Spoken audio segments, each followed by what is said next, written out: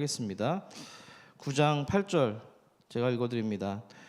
사울이 땅에서 일어나 눈은 떴으나 아무것도 보지 못하고 사람의 손에 끌려 다메섹으로 들어가서 그때 다메섹에 아나니아라 하는 제자가 있더니 주께서 환상 중에 불러 이르시되 아나니아야 하시거늘 대답하되 주여 내가 여기 있나이다 하니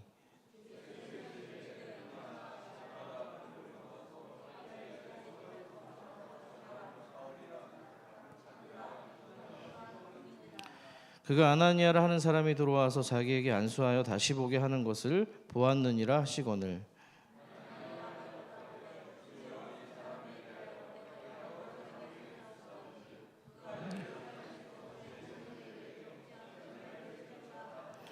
여기서도 주의 이름을 부르는 모든 사람을 결박할 고난을 대제사장들에게서 받았나이다 하거늘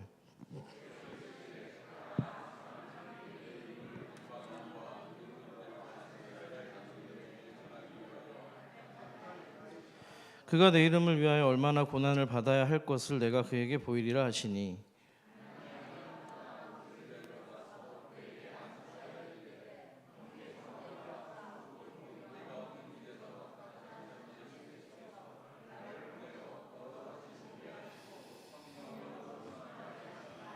즉시 사울의 눈에서 비늘 같은 것이 벗어져 다시 보게 된지라 일어나 세례를 받고 사울이 다메섹에 있는 제자들과 함께 며칠 있을새 즉시로 각 회당에서 예수가 하나님의 아들이심을 전파하니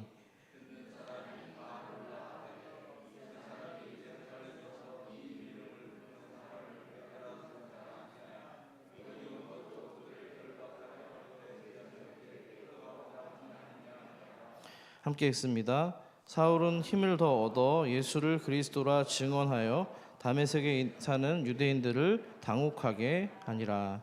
아멘. 목회자가 좀 감사할 때가 있는데요. 오늘 아침 새벽에 좀 저는 개인적으로 좀 감사한 부분이 있었습니다. 특정 성도 이름을 밝히지 않겠지만 누군지 다 알 것 같아요. 세 가족인데 저한테 교육을 잘 받고 양육되어가는 과정에 있습니다. 수요일 날도 복음학교를 듣고 있고 목요일 날도 또 우리 최 목사님의 강의를 열심히 듣고 있는데 새벽에 왔는데 잠옷실에 있더라고요.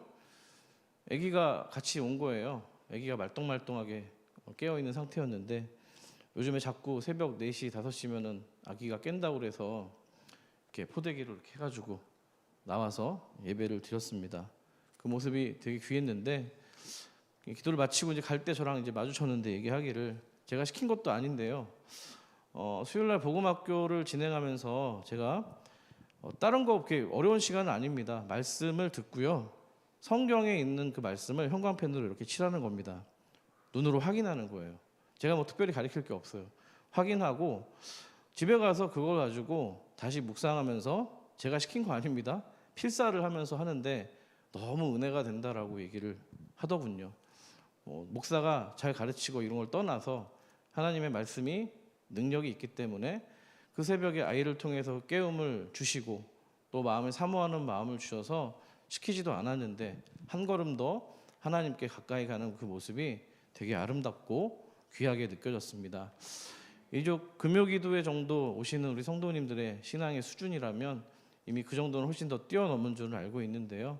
혹시라도 그 초심을 좀 다시 한번 생각해 보시면서 또 그런 모습이 내 안에 있었었지 과거형으로 끝나지 마시고 다시 한번 하나님께 더 근접하는 또 은혜가 있기를 소망합니다. 오늘 말씀인데요. 사람이 잘 바뀌든가요? 사람은 쉽게 잘 바뀌지 않습니다. 수십 년을 살아오면서 쌓아온 습관이나 이 성격은 너무 견고해서 바뀐다는 게 그렇게 말처럼 쉽지는 않습니다. 그렇게 삶이 달라지지 않는 이유는요, 결국에는 삶의 방향이 달라지지 않았기 때문입니다. 하지만 성경을 읽다 보면은 그런 우리들의 생각을 뒤엎는 장면을 만나곤 합니다. 그 가운데 대표적인 사람이 바로 오늘 본문에 등장하고 있는 바울이라 불리던 사울입니다. 우리는 앞선 내용을 통해서 그가 다메섹 도상에서 주님을 만나기 전까지 무슨 일을 했는지 잘 알고 있습니다. 그는 예수 믿는 자들을 속 색출해서요 핍박하고요 체포했습니다. 때로는 그리스도인들을 서슴없이 처형하기도 했는데요. 한마디로 예수를 믿는 사람들을 핍박하는 것을 사명으로 알던 사람입니다. 그 사람이 바로 바울인데요. 오늘 본문을 보니까는 그가 무슨 일을 행하고 있던가요? 20절 말씀을 여러분 같이 한번 읽어보겠습니다. 시작. 즉시로 각 회당에서 예수가 하나님의 아들이심을 전파하니. 아멘. 자, 그에게 이런 중대한 어떤 방향의 전환을 일으킨 가장 큰 이유는요, 물론 예수님을 만났기 때문입니다. 아멘이십니까? 호련히 나타난 그 빛 속에서 예수님의 음성을 들었습니다. 바울은 그동안 자신이 선하다고 믿었던, 또 믿고 행했던 그 모든 것들이 오히려 하나님 보시기에 가장 악한 행동이었음을 깨닫게 되었던 겁니다. 자, 그리고 그런 바울의 변화에는요, 중요한 이유가 한 가지가 더 있습니다. 우리는 오늘 본문에서 그 단서를 좀 찾아볼 수가 있는데요. 19절 말씀을 좀 같이 한번 읽어보겠습니다. 시작. 음식을 먹음에 강건하여지니라. 사울이 다메섹에 있는 제자들과 함께 며칠 있을세. 아멘. 바울이 지금 누구랑 함께 있었다고 기록하고 있죠? 다메섹에 있는 누구요? 제자들과 함께 있었다고 기록합니다. 그렇다면 다메섹에 있는 이 제자들이라면 누구를 말하는 걸까요? 바로 앞서서 바울이 예수님을 만나기 전입니다. 원래 체포하려고 했던 초대교회 공동체 교인이었다는 사실입니다. 그런데 지금 바울은 자기가 잡고 체포하려던 그 사람들, 그 군중 속에 지금 들어가 있고요. 또 그들과 함께 시간을 같이 보낸 겁니다. 그렇다면 여러분, 상식적으로 바울이 지금 그 공동체 속, 교회 공동체 속으로 들어가서 뭘 하면서 보냈을까요? 어떻게 보냈을 것 같으세요? 교회 공동체로 같이 들어왔어요. 뭐 했을 것 같으세요? 함께 시간을 보내면서 뭐 했을까요? 뭐 땅 따먹기 했을까요? 공기놀이 했을까요? 그렇지 않죠? 예배하고요. 또 예수 그리스도의 복음을 더 자세히 전해 들었을 겁니다. 공동체의 일원이 되기 시작한 겁니다. 놀라운 반전인데요. 원수처럼 여겼던 이들과 형제가 되고요. 무너뜨리려고 했던 공동체의 일원이 된 겁니다. 자신이 그토록 경멸했던 예수와 또 복음을 위해서 이제는 생명을 바치는 자로 세워진 겁니다. 이것이 바로 복음의 능력이요, 예수님의 은혜인 줄 믿습니다. 이건 단순한 어떤 공동체 안에서의 용서나 그를 받아주는 수용 정도가 아닙니다. 오직 복음의 힘으로 만들어진 화해와 하나님이 만들어주신 공동체의 회복이기 때문입니다. 그러니까 이 변화는요, 단순한 어떤 사람의 성격의 변화나 생활 습관의 변화 정도가 아니라 다시 태어나는 거듭나는 존재가 변화된 것인 줄 믿습니다. 복음은 그렇게 한 사람의 존재 자체를 완전히 뒤바꾸게 만들고요, 한 사람의 삶의 목적과 또 인생의 방향을 완전히 뒤바꾸는 그런 능력이 있는 줄 믿습니다. 그런데 그 과정에 있어서 공동체의 함께함이라는 이 연합이 바울의 변화를 준비시켜준 토대가 되었고요, 그 사도 바울이 복음을 전하는 위대한 사도가 되도록 밑거름이 되어 주었다는 겁니다. 누가 그 역할을 했다고요? 공동체의 함께함이 그렇다는 이야기입니다. 다시 한번 리와인드해서 돌려볼까요? 바울이 처음에 눈이 멀었습니다. 그러다 빛을 통해서 주님의 음성을 들었고요, 다시 여차저차해서 눈을 뜨게 되었을 때 그가 다시 볼 수 있는 것은 굉장히 감격스러웠지만 마음 한켠으로는 여전히 혼란스러웠을 겁니다. 하지만 그는 이제는 혼자가 아니었다는 겁니다. 주님이 보내신 그 아나니아가 그에게 다가와서 안수해 주었고요, 또 그를 형제라고 불러주었습니다. 그리고 오늘 본문에서도 그는 다메섹에 있는 제자들과 함께 있었다고 기록하고 있습니다. 자, 비록 지금 이 짧은 문장이긴 하지만 이 안에는 깊은 그런 신앙의 영적 의미가 담겨 있는 겁니다. 바울이 스스로 혼자 바울되지 않았다는 거예요. 바울이 혼자서 회복되지 않았다는 겁니다. 누구 때문에요? 제자들과 함께 있었기 때문에 그가 강건해졌기 때문입니다. 함께 말씀을 나눴고요, 함께 예배했고요, 함께 기도하면서 육체의 힘도 다시 원기를 회복하고 영혼의 힘도 공동체와 더불어서 함께 다시 회복할 수 있었던 겁니다. 사랑하는 우리 산서울 가족 여러분, 공동체죠. 신앙생활의 변화는요, 결국에는 공동체 안에서 일어나는 겁니다. 이 사실을 믿으십니까?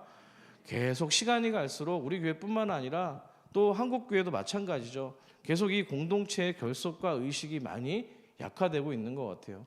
최 목사님이 부임하신 이후로 우리 청년부에게 그 우리라는 공동체 의식을 심어준 게 굉장히 저는 고마웠습니다. 너무나도 필요한 부분이고요. 결국 교회가 하나 돼서 나가려면은 예수 그리스도를 머리로 행해서 우리가 서로 연결된 지체이기 때문에 그 안에서 교회에 진정한 영향력을 발휘할 수 있기 때문입니다. 아멘이시죠? 자, 물론 오늘 예수님은 바울에게 직접 말씀을 하셨지만 그의 변화의 과정을 혼자 걷도록 만드시지 않았다는 거예요. 반드시 공동체 안에서 성장할 수 있도록 세우셨다는 겁니다. 가끔 좀 안타까울 때가 있습니다. 신앙생활을 하시는데 그저 예배만 나왔다가 도장 찍고 가시는 분들이 많으세요. 물론 그것도 너무나 귀하고 예배의 자리를 사모하는 것도 너무 감사한 일이지만 그렇게 해서는 결단코 성장하지 못합니다. 제가 장담합니다. 성경은 그렇게 가르치지 않고 있기 때문입니다. 분명히 공동체 속에서 우리 교회 표가 뭐라고요? 사람이 사랑이 되는 거예요. 저 미음의 이 각진 부분이 깎여 나가려면은요, 혼자서는 될 수가 없습니다. 공동체와 더불어서 살을 맞대고 깎여 나가면서 주님이 원하시는 형상의 그 사랑으로 이루게 될 줄 믿습니다.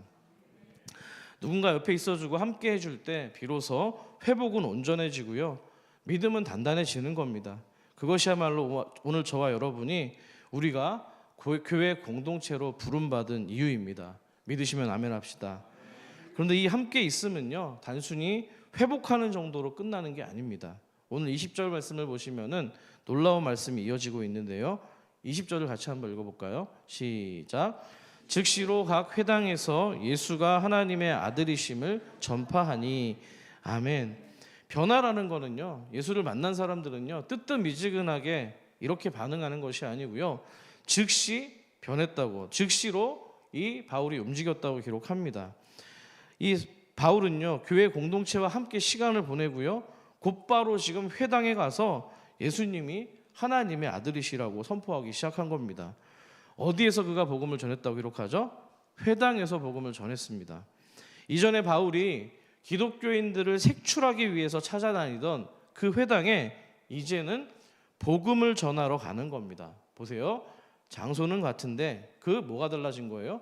목적이 달라진 겁니다. 오늘 설교의 포인트는 바로 여기 있습니다. 여러분, 같은 장소라고 할지라도 변화된 사람은 그 목적이 달라지는 겁니다. 믿으십니까? 같은 입술이라도 변화된 사람은 그 메시지가 달라지는 겁니다. 똑같은 열정이라 할지라도 변화된 사람은 그 에너지를 다른 방향으로 이제 쏟게 되는 겁니다. 그렇게 달라진 목적이 지금처럼 바울처럼 즉각적인 행동으로 이어지고 있는데요, 성경에서는 이렇게 삶이 180도로 그 목적이 변화된 인물들을 만나볼 수가 있습니다. 삶의 목적이 바뀌니까요, 그들에게 익숙해 있던 어떤 것들도, 대상들도 이전 같지 않은 겁니다. 다르게 의미가 부여되는 거예요. 저는 그 가운데서 두드러진 몇몇 인물들을 좀 한번 살펴보고자 합니다. 첫 번째는, 잘 들으세요, 같은 장소인데 삶의 목적이 바뀌면서 다른 인생사가 펼쳐진 인물입니다. 그 사람은 구약에서 아브라함의 아들이었던 누구죠? 아브라함의 아들, 이삭의 아들 누구죠? 이삭의 아들 누구죠? 야곱이죠, 야곱. 네, 맞죠? 맞나요?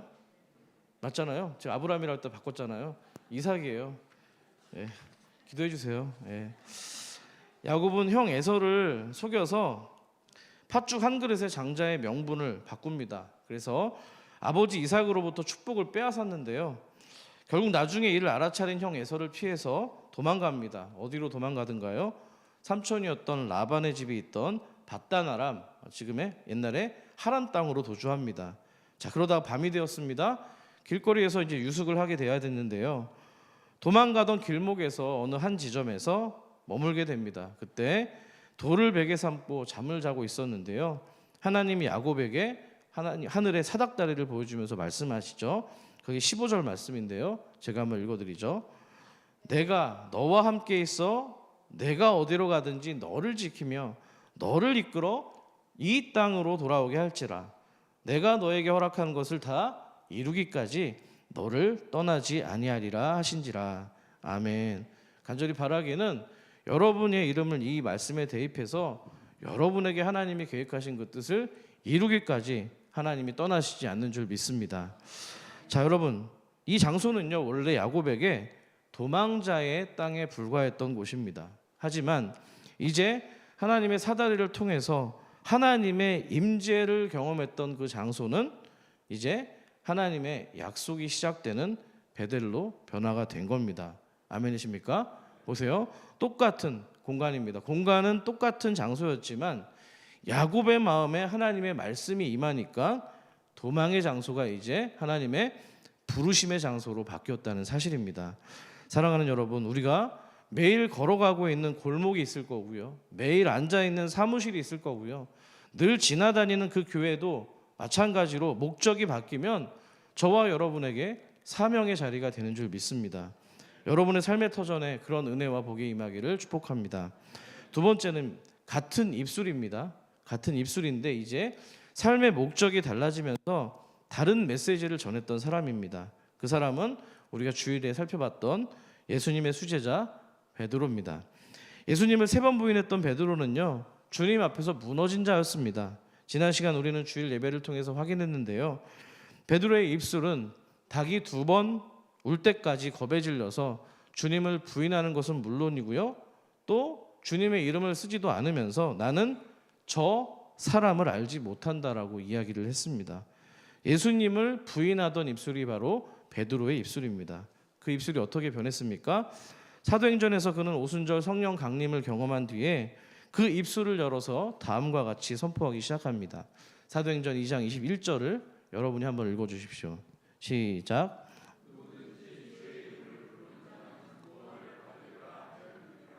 아멘. 베드로의 육체의 입술은 똑같은 입술이었지만 이제는 예수님을 저주하는 입술이 아니고요, 예수 그리스도의 복음을 전하는 입술로 바뀐 겁니다. 아멘이십니까? 그의 입술이 회복되자 어떤 일이 벌어졌어요? 아시는 바와 같이 그가 설교했더니 무려 3,000명의 사람들이 회심하는 역사가 일어난 겁니다. 아멘이시죠? 이걸로 인생 성공한 겁니다. 우리도 마찬가지입니다. 입술로, 우리 주님께서 주신 입술로 불평하는 사람, 타인을 비판하는 사람, 그 입술이 예수님에 붙들려서 온전히 예수님을 경험하면 위로하고 복음을 선포하는 그런 입술로 바뀌는 줄 믿습니다. 간절히 바라긴 여러분의 입술이 그 은혜를 말하는 입술, 하나님의 역사를 증거하는 입술, 공동체를 살리고 옆에 있는 지체를 살도록 만드는 그 아름다운 입술이 되기를 축복합니다. 옆 사람과 한번 인사하겠습니다. 오늘따라 입술이 너무 매력적이십니다. 한번 인사할게요. 시작. 자, 3번째는 같은 열정인데 이번에는 삶의 목적이 바뀌면서 다른 인생사가 펼쳐진 주인공입니다. 자, 그 사람은 어떻게 보면 바울과도 같은 입장일 거라고 생각이 되는데요, 열정에 대한 얘기잖아요. 구약에 있는 모세입니다. 모세는 젊은 시절부터 자기 민족을 향한 열정을 가지고 있는 사람입니다. 근데 그가 히브리인으로서 동족의 고통을 보면서 분노하다가 결국에는 살인까지 저지르고 마는데요, 그 열정의 방향이 잘못돼서 애굽 사람을 죽이는 겁니다. 무슨 상황이었냐면 한 애굽 사람이 자기 동족이었던 히브리 동족을 치는 거를 모세가 본 겁니다. 그것을 목격한 모세가 화가 난 거죠. 좌우를 한번 살피더니 사람이 없는 줄 알고 그 애굽 사람을 쳐서 모래 속에 감추어 버리고 맙니다. 살인을 저지르고 또 그거를 또 치운 거죠. 은닉한 겁니다. 자, 이 장면은 이 모세의 정의감에서 비롯된 열정이었지만 그 열정의 방향이 잘못되었을 때 얼마나 위험한 것인지를 보여줍니다. 결국에 모세는 그 사건 이후로 미디안으로 도망가서 무려 40년 동안 양을 치는 목자로 살아갑니다. 그렇기 때문에 그 시간 동안 이제 그의 열정은 사그라진 것처럼 보였고요, 삶의 목적이 없는 사람처럼 보였습니다. 하지만 우리 하나님께서 이 모세의 열정을 다시 불러내신 겁니다. 그런데 이번에는요, 사람을 죽이는 열정이 아니라 어떤 열정이에요? 사람과 민족을 살리는 열정으로 변화시키셔서 부르셨다는 겁니다. 출애굽기 3장에서 하나님이 모세를 부르시는 장면을 확인해 보겠습니다. 3장 10절을 같이 한번 읽어볼게요. 시작. 이제 내가 너를 바로에게 보내어 너에게 내 백성 이스라엘 자손을 애굽에서 인도하여 내게 하리라. 아멘. 모세는 이제요 똑같은 민족을 향한 똑같은 열정을 가지고서 다른 방식과 또 다른 방향으로 이스라엘 민족을 이끄는 지도자가 됩니다. 한 애굽 사람을 죽이던 자에서 수백만 명을 자유케 하는 그런 지도자로 변화됐기 때문입니다. 마지막 네 번째는 똑같은 대상인데 삶의 목적이 바뀌면서 다른 가치관을 갖게 된 사람입니다. 그 사람은 바로 세리장 삭개오인데요. 그의 변화된 삶의 목적은 즉시 행동으로 이루어졌습니다. 누가복음 19장이죠. 세리장 삭개오가 예수님께서 여리고를 지나가신다는 얘기를 들었습니다. 익히 소문을 들었던 바 궁금했던 겁니다. 망설이지 않고 키가 작은 삭개오였기 때문에 체면불구하고 이 돌무화과 나무를 올라갑니다. 왜 그렇죠? 예수님이 너무 어떤 분인지 궁금했던 겁니다. 그런데 이게 웬일입니까? 삭개오는 오늘 주님을 처음 대면하는 그런 자리였는데 예수님께서 고개를 들어서 그 삭개오의 이름을 먼저 불러주시는 겁니다. 삭개오야, 얼른 내려와라. 그냥 내려오라는 것도 아니고 빨리 내려와라. 오늘 내가 너와 함께 머물고 싶다. 이렇게 얘기를 하는 거죠. 늘 사람들한테 손가락질 받고 또 주위 사람들로부터 매국노 소리를 듣던 그런 세리였습니다. 그는 예수님의 반응에 어떻게 반응합니까? 아까 바울도 그가 공동체 안으로 들어가서 복음을 듣고 또 그 회당으로 가서 바로 즉시 복음을 전했다고 하지 않습니까?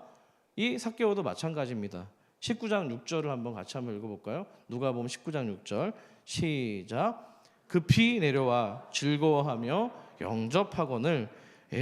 지체하지 않았습니다. 삭개오는 그대로 바로 예수님을 영접합니다. 그리고 거기서 끝난 게 아니죠. 변화가 있는 거예요. 돈이 제일인 사람 아닙니까? 자신의 소유 절반을 가난한 사람들한테 나눠주고요. 혹시 누군가의 것을 속여 빼앗은 것이 있다면 무려 4갑절이나 갚겠다고 합니다.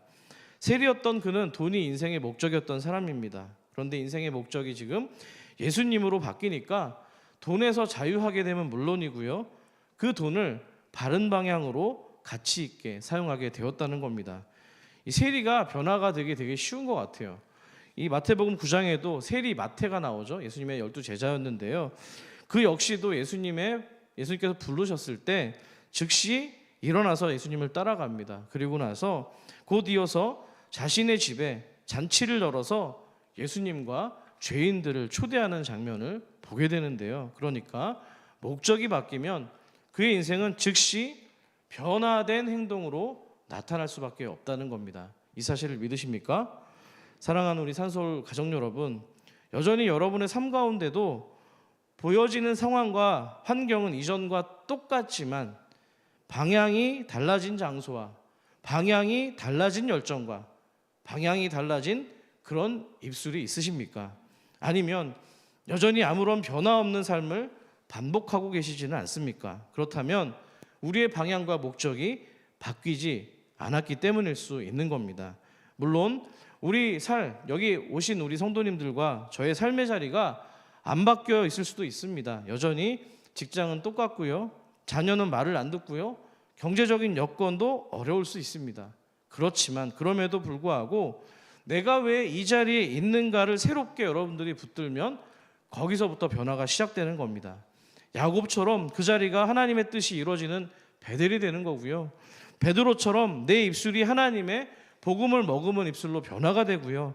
모세처럼 내 열정이 생명을 살리는 그야말로 하나님의 열정이 된다는 사실입니다.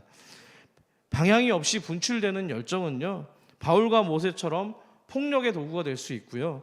목적 없는 입술은요, 타인을 상처 입히는 저주의 칼날이 될 수 있는 겁니다. 아멘이십니까? 제가 말을 써놓고도 너무 감동적인 얘기인 것 같아요. 참 좋은 말이지 않습니까? 자, 그 여파가 얼마나 컸던지 사도 바울은 회심 이후에도 사람들에게 의심 섞인 시선을 받을 수밖에 없었던 겁니다. 그러니까 저 사람이 정말 변했을까라는 의구심이 그 교회 공동체 안에서도 여기저기 있었을 겁니다. 살인자 아닙니까? 자, 그래서 본문 21절을 보면은 그 주위의 반응이 나오죠. 같이 한번 21절을 읽어볼게요. 시작. 듣는 사람이 다 놀라 말하되 이 사람이 예루살렘에서 이 이름을 부르는 사람을 멸하던 자가 아니냐. 아멘. 사람들은 바울의 뭘 기억한 거예요? 과거를 기억한 겁니다. 그것으로 현재를 지금 재단하려고 하고 있습니다. 하지만 바울은 거기에서 머물지 않았습니다. 사람들이 보내는 불편한 시선보다는 그를 불러주신 주님의 부르심에 귀를 더 기울였기 때문입니다. 앞서 말씀드린 야곱처럼 또 베드로처럼 모세처럼 또 신약의 삭개오처럼 과거는 설명일 뿐입니다. 그들의 정체성이 아니라는 거예요. 성도의 정체성은 우리의 어떠함이 아니고요, 하나님의 부르심에 있는 줄 믿습니다. 이 시간 한번 따라해 보시면 좋겠습니다. 하나님의 부르심이 성도의 정체성입니다. 그 사실을 믿으십니까? 예, 우리는 오늘 이 본문 22절에서 사도 바울은 그 자신의 뒤바뀐 정체성을 통해서 그가 어떤 삶의 열매를 맺고 있는지를 보여주고 있습니다. 22절을 같이 읽어보겠습니다. 시작. 사울은 힘을 더 얻어 예수를 그리스도라 증언하여 다메섹에 사는 유대인들을 당혹하게 하니라. 아멘. 바울의 방향은 이제 정확해졌습니다. 예수님이 그리스도라는 표대를 향해서 나아가기 시작합니다. 사람들의 자신의 이전 모습과 대조하면서 그들이 더 놀래 자빠지면 자빠질수록 그는 더욱더 힘을 얻었습니다. 복음을 증거하면 할수록 하나님이 주시는 그야말로 담대함을 얻었기 때문입니다. 여러분, 그러니까 말씀을 선포하면 하나님이 여러분에게 지혜와 힘을 주시는 줄 믿습니다. 여러분, 그 힘을 가지고 지금 사도 바울은 세상을 흔들고 있는 거예요. 세상이 당혹감을 갖도록 만드는 겁니다. 그것이야말로 예수를 따르는 온전한 제자의 모습인 줄 믿습니다. 앞선 사도행전 4장에 보시면은 베드로와 요한이 성전 미문에 앉아있던 안진뱅이를 치유한 사건이 나옵니다. 그때 종교 지도자들이 두 사도를 위협합니다. 너 이제 더 이상 너희들 예수 이름으로 말씀을 전하지 마라. 그 조건으로 풀어주거든요. 하지만 베드로와 요한은 멈출 수가 없었습니다. 그 박해와 위협 속에서도 담대하게 복음을 전합니다. 그리고 교회 공동체와 더불어서 성령님을 의지해서 기도를 하는데요. 그때 무슨 일이 일어나는지 아십니까? 다시 한번 기억을 더듬어서 사도행전 4장 31절을 같이 읽겠습니다. 마지막입니다. 시작. 빌기를 다함에 모인 곳이 진동하더니 무리가 다 성령이 충만하여 담대히 하나님의 말씀을 전하니라. 아멘. 자, 그렇게 기도했더니 말씀을 전했더니 머문 현장이 진동했습니다. 세상을 흔들었습니다. 세상이 당혹감을 갖도록 만들었다는 겁니다. 이것이야말로 찐 예수를 믿는 제자의 삶인 줄 믿습니다. 사랑하는 여러분, 주님의 제자는요, 함께하면서 회복되고요, 말씀 앞에 즉시 반응하고요, 과거를 이겨나가는 사람이고요, 또 결국에 방금 읽었던 것처럼 세상을 당혹하게 만드는 자, 그가 바로 주님의 제자인 줄 믿습니다. 오늘 여러분은 어떤 자리에서 예배하고 계십니까? 이 자리가 어쩌면 어제와 지난주와 또 작년과 똑같은 장소일 수 있습니다. 하지만 오늘 다시금 이 말씀을 통해서 여러분의 삶의 목적이 바뀌어진다면 이 자리는 새로워질 줄 믿습니다. 같은 가정이지만 다른 시선으로, 같은 직장이지만 다른 마음으로, 같은 교회지만 다른 태도로, 같은 내가 다른 목적을 가지면 그 사람은 오늘 사도 바울처럼 완전히 바뀌게 될 줄 믿습니다. 주님 오늘 여러분과 저에게 말씀합니다. 같은 너의 삶 속에 내가 다른 목적을 주겠노라고. 그분과 함께 있으면 우리도 달라질 줄 믿습니다. 정말로 세상을 당혹하게 하고 세상을 진동시키는 성도, 그 사람이 바로 주님의 교회 산서울의 모든 성도가 되기를